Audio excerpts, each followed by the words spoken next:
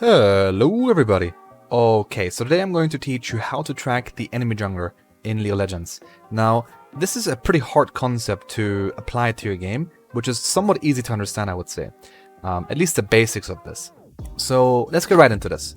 Now, the very basics of this are knowing camp timers, for example.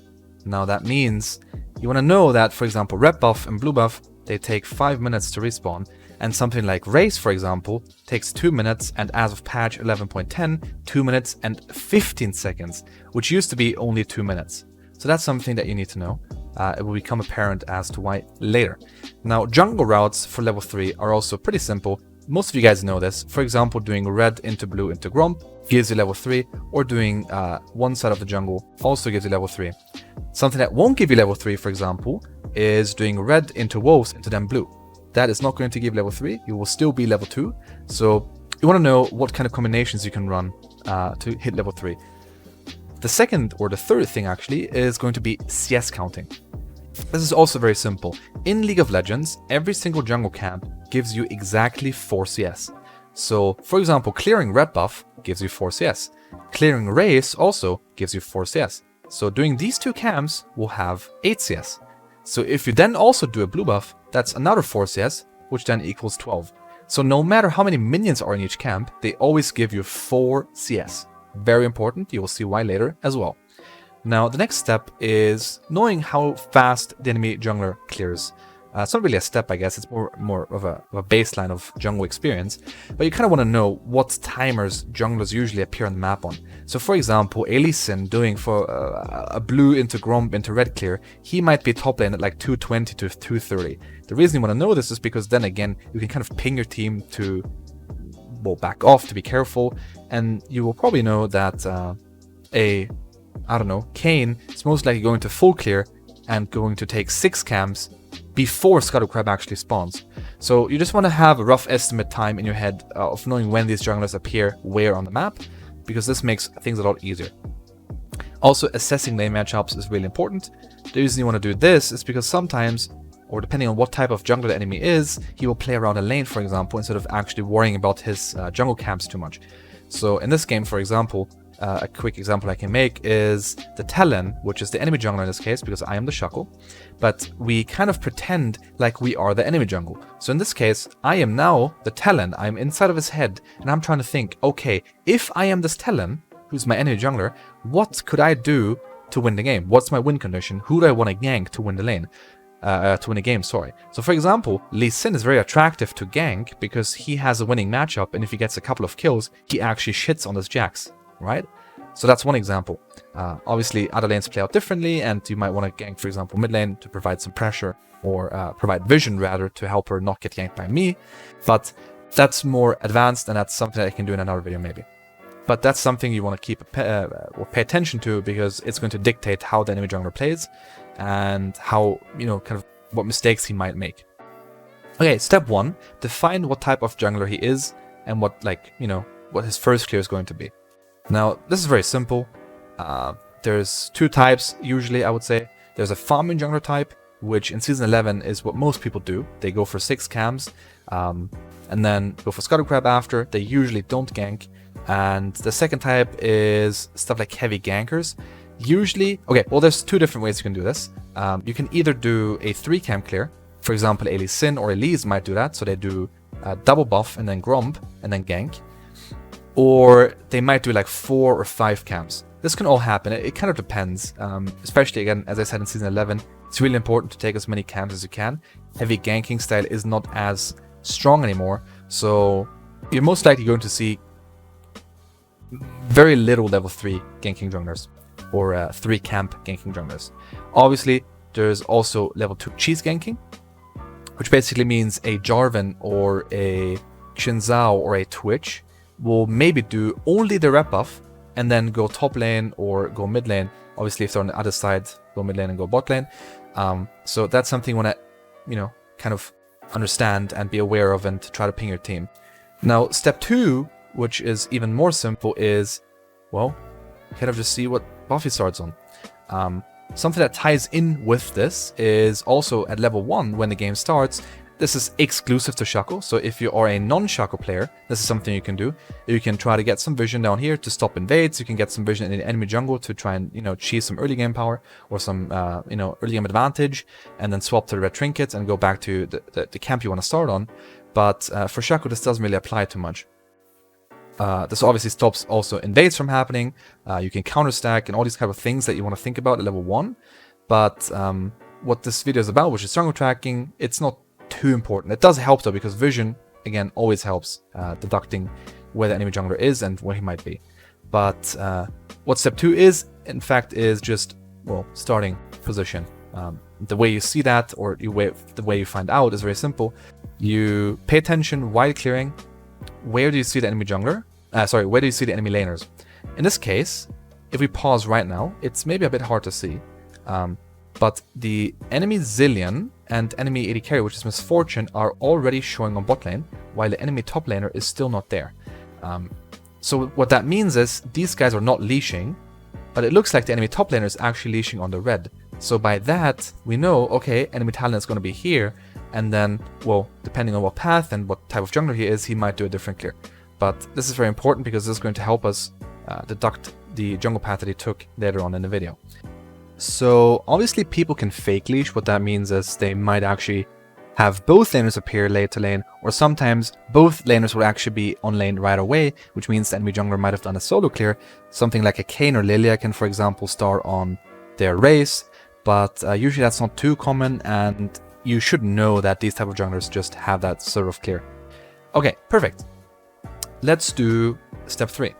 Press tab when you see the enemy on the map. Now, in this game, I'm going to explain as to why in a second. I didn't actually press tab, or I didn't actually look at the talent once I saw him on the map. But if we pretend, which we can do in a second. So you see my camera hovering on bot lane, but I didn't really have to do this. So now we see talent appear on this ward that my bot lane conveniently placed, which is not always given, but for whenever you do see the enemy jungler, you want to make use of that. And usually click on him on the map to see what buffs he has, and to see what level he is. And then you want to press tab and see what CS count he has. Now, the reason we do this is to, again, kind of deduct what path he took, depending on the CS count. Now, the reason I don't do this in this game is very simple, because we are currently at 3 minutes and 36 seconds, roughly, and he just came out of his bot side jungle. Because he didn't gank anywhere, he must have been in his jungle the entire time. And since this is a master elo game, I know he didn't troll or anything, or I know he wasn't AFK because they sin leashed. So the only possible solution for him in this game is to have done a full clear with 6 camps. So I know right now he is level 4 and he has, 24 CS. He's level 4, 24 CS, he has a blue and he has a red buff. And the reason, or why I know this is actually very simple. Again, as I said, he must have full cleared because there's no other way for him to end up in this position at that time unless he completely trolled the game. So I can assume that he must have full cleared because he's a good player. But if we were to press tab right now to look and we'll kind of get the evidence, if we didn't know, for example, that he did a full clear, and we actually were to press tab on him right now, we would see the talent icon, right? And he would have 24 CS. Now, let's think. Okay, well, if we didn't know that he actually did a full clear, if we pretend like we aren't smart enough to understand that, then let's do the math, okay? So we know that every camp, no matter what camp you clear, gives you 4 CS. So if we divide 24 by 4, we get 6. And, well, there you have it. There is 6 camps in your jungle, or in his jungle, so we know he must have cleared all of them, okay? So if he, for example, only had 20, then we would know he must have skipped 1 camp. So that is kind of important. Now, obviously, we won't necessarily know which camp he skipped, but we can make smart guesses. So we can assume that he most likely skipped Krugs because that's the most remote jungle camp, but that's not too important right now. Okay, cool. So we kind of know what path he did, or what clear he did, which is kind of step 4 already, because step 4 is deduct what path the enemy jungler took and predict future path according to matchup, jungle style, and so on. So the easy part is understanding where he's coming from and what he did. The hard part is now going to be, what is he going to do? The enemy jungler will obviously also be jungle tracking your camps. So the Talon is also trying to track your jungle camps down for his benefit and trying to see, okay, where is the Shaco at this point? If he sees me on the Scuttle Crab and sees me at level 4 with 24 CS, or in this case 20 because I skipped Gromp, he knows, okay, he must have skipped one camp. Most likely it's going to be Gromp, so that doesn't help him much in this case, because he's not really in a position to take this Gromp, but more about that later. So now we see he's in this area, in the Scuttle Crab area, at around 3 minutes and 35. So he's going to clear Scuttle Crab, so it's going to be roughly 3:45 when he's done, maybe a bit later. So now the hard part is trying to understand, or being able to understand, where he's going to go next. And again, that depends on, again, jungle timers, and maybe playing around certain lanes, what type of jungler he is.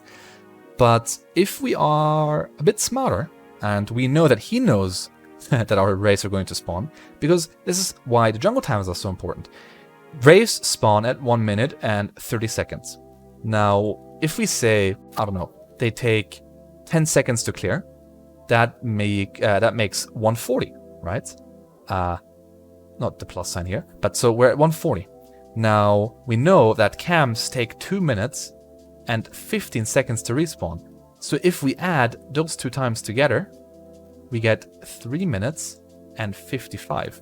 So because this Talon already did the math in his head and knows that our Wraiths are going to respawn at 3:55, and as we are currently at 3:35, there's a 20-second gap in which he has, well, time to do whatever he wants to, and then he has to be on my Wraiths.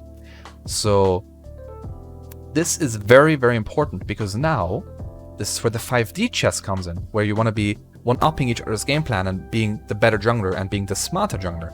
So now what we can do is, because we know he can't really gank mid lane, he can't really gank bot lane, because if we put ourselves in his shoes, we see that, well, we don't see the bot lane, so because he doesn't see my bot lane, he probably assumes that it's not gankable. He sees my mid laner pushing in this wave, so he's going to most likely recall, so this is not gankable. So the only two options in this very moment that he has after clearing Scuttle Crab is recalling and going for his top side, which, if we track that, is going to, well, let's do the math real quick. So let's say he clears it at 150, maybe 2 minutes, right? Then we do plus 215, then we have 415 when it respawns. So as we are at 3:35, there's around 30 seconds or 40 seconds, that, well, he has to kill somehow, and then these respawn. So we can also use that up to our advantage to then invade the jungle camp after, for example, a top lane gank, but again, that's more very advanced pathing, which is kind of maybe hard to understand. So again, he has two options: invade my race or recall, go for his top side, and that's pretty much it. That is how you kind of just one-up each other by understanding the respawn timers and what the jungler wants to do, and, you know, being able to punish a jungler. And I know it's a lot to take in, it's really hard, it takes time, it takes practice. You might want to rewatch this video once or twice to actually fully understand this, and you're not going to be able to apply this in your next game right away. I would recommend practicing this in a replay maybe. So you turn on Fog of War, you don't see the enemy jungler, and whenever you actually do see him, you look at him, see what buffs he has, and then deduct the path he took, and try to understand it that way. So that is pretty much it about jungle tracking. Now, there's a couple of tips that I can give you. For example, if you ward the enemy jungle, it makes it really easy to keep track of where he is and where he's going. Obviously, if we have a ward on the enemy race, then we can see him entering the topside jungle from bot, or we can see him leaving the topside jungle into bot lane. And that way we know if he leaves top to bot, that this side of the map is completely safe for us. He's not going to be there because he's bot side, and vice versa. Another cool trick that you can do now with this is, for example, we see, let's say at minute 5:30, we see Talon ganking bot lane coming from the river like this, ganking bot lane, we see him, and he has 36 CS.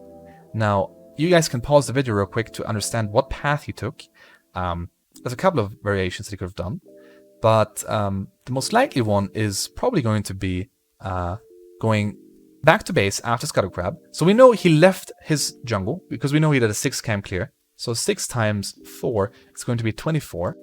So we know that he has 24. Then he does Scuttle Crab. So it's 28.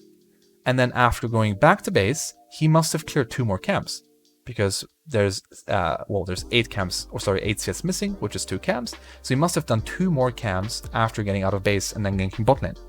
So if we do the math on Gromp, so we see him leaving the jungle at 3:35, which is as we are like right now in the video, this very situation. It's a 3:35.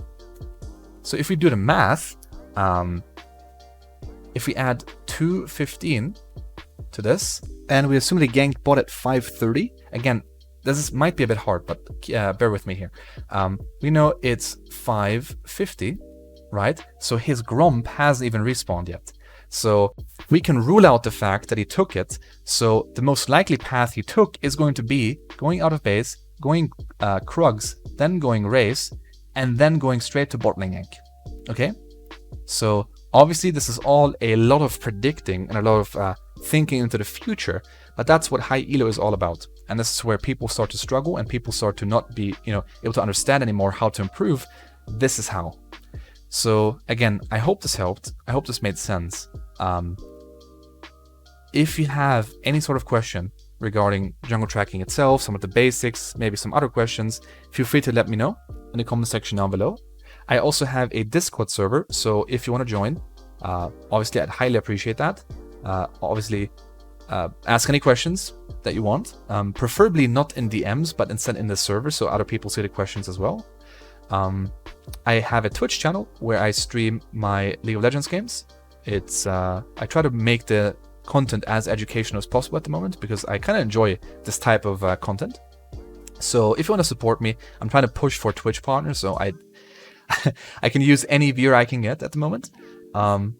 Activate the notification bell on YouTube so you don't miss my videos because YouTube sometimes wants to, hide them from my viewers for some reason. But yeah, I think that's about it. I can, again, show you guys the cheat sheet real quick if you guys want to see it real quick. Again, something like, sacrificing camps to go for a laner is something that junglers might do, which means they prefer going for a gank, for example, instead of getting their camps that are up, which then puts them at a disadvantage because you could take those camps and punish them for ganking a lane.